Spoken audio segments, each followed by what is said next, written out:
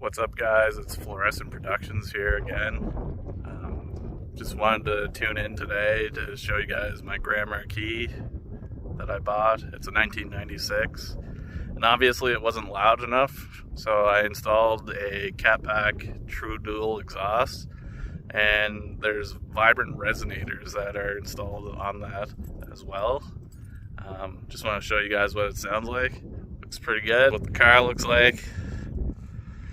It's in pretty good shape for a 1996, and nothing like driving your couch around town. It's not too bad. I didn't put any tips or anything on the exhaust. Just kept her pretty stock looking. But yeah, let's see what it sounds like here.